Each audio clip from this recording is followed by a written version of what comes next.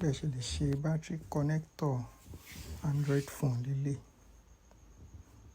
Nǹkan tó ń ṣe fóònù yìí gangan screen ni, but customer yẹn tí mo lọ fún engineer mi bóyá tí mo lọ repair shop kan, so ibẹ̀ ni wọ́n ti cause a lot of damage sí fóònù yẹn.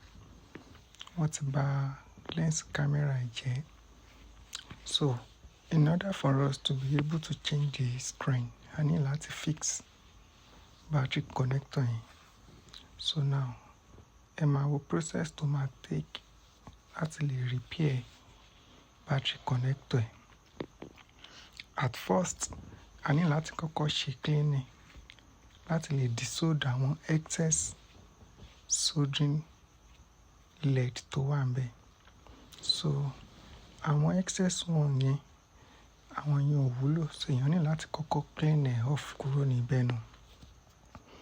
So after cleaning, ẹ ní láti lo another liquid láti lè nu interface yẹn dáadáa so that ẹ máa lè rí spacing tó wà ní orí board yẹn, because ó ní àwọn tiny leg méjì tó wà lẹ́gbẹ̀gbẹ̀ yẹn. Àwọn tiny leg yẹn ní tí wọ́n gbọ́dọ̀ ṣe wọ́n. So mi ní dáhùn pé kò sí béèyàn ṣe máa ṣe bẹ́ẹ̀ àfi téèyàn bá wà very careful so that kò ní loop papọ̀. So mo mú donor board kan, mo ní láti yọ connector yẹn látòrí donor board. So the same process tá a fi máa fix ẹ̀ náà ni mo fi yọ lórí donor board yìí sí orí the main board tá a ti fẹ́ lò. So orí board tí mo ti fẹ́ lò gangan ni eléyìí. So now kò ń ṣe pé èèyàn kàn máa gbé battery connector yẹn sí directly bó ṣe yọ. O ní láti add LED sí gbogbo interface connector yẹn, but liquid LED ló máa ń wà okay jù. Ẹni tí ó bá ní liquid LED ó lè lo normal LED, but liquid LED mo máa ń prefer because ó máa align unlike the normal LED. Although flux náà ló máa ń determine most of the time, but I prefer to use liquid LED. So now ibi báyìí ni mo ti gbé sí. Ẹ máa wo result tá a máa get. Ẹ máa wo bó ṣe máa ṣiṣẹ́, ẹ máa wo bá ṣe máa test ẹ̀. Kò ń ṣe nǹkan tó lọ fà bọ̀, ó jẹ́ iṣẹ́ kan tó jẹ́ iṣẹ́ sùúrù. So ibi báyìí ni mo ti ń fi sùúrù rọra ṣe so that a lè align. Mo ti gbé connector yẹn sí, but ó gbọ́dọ̀ align so that àwọn leg yẹn kò ní sí short níbẹ̀, kò dẹ̀ ní sí partial connection. Everything máa wà intact bó ṣe yẹ kó wà.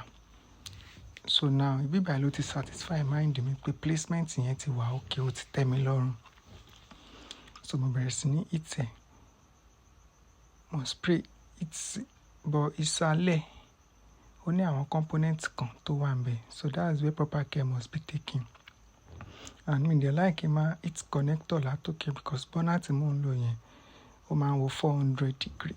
So 400 degree máa burn ẹ̀.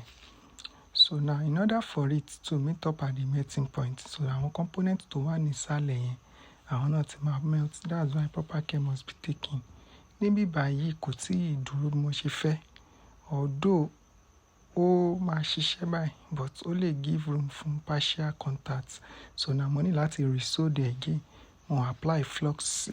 So ó dẹ̀ ṣiṣẹ́ dáadáa. So now ibi báyìí láti ní láti test bóyá connector yẹn supply náà the power. So I ní láti read ẹ̀ ká lè mọ̀. Now this is 3.9, that is 4.0 volts. That is enough to power the phone. So definitely battery connector yẹn ti receive voltage from battery, but it supply sí power point as you can see.